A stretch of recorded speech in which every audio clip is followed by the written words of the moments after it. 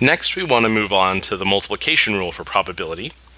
But before we get into that, we need to talk about what we mean by conditional events and how we use this idea to help us calculate probabilities.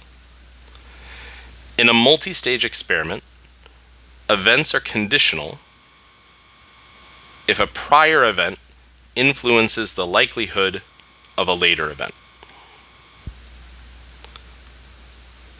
In example 8, we have an idea that's like this. We're about to perform the following two-stage experiment. First, we'll flip a coin.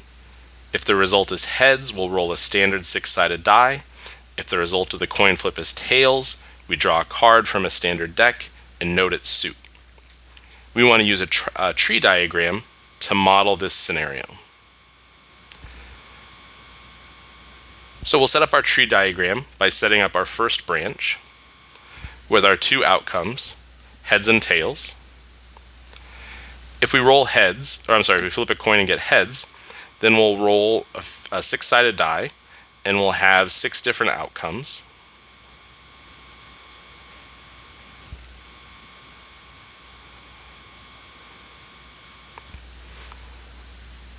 If we flip a coin and get tails, then we'll draw a card and note its suit.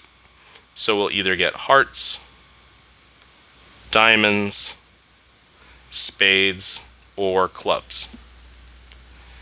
These events are conditional because the only way to draw a heart is to first flip a coin and get tails. Similarly, we can't roll a 3 without first getting heads as the result of our coin toss.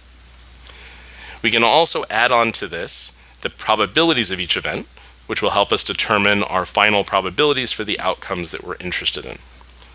So a fair coin has a 50-50 chance of being heads or tails.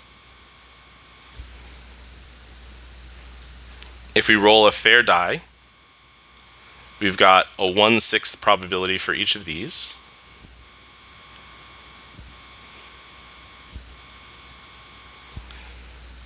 And as we pull a card, we have a 13 out of 52 chance of getting any of those suits. So each of these probabilities would be 13 out of 52. And then I'm actually going to go back and change my first probability. It's usually better to keep this in terms of fractions than decimals, though both approaches can work. But we'll see with some later examples how keeping things in terms of fractions can help us keep track of those values.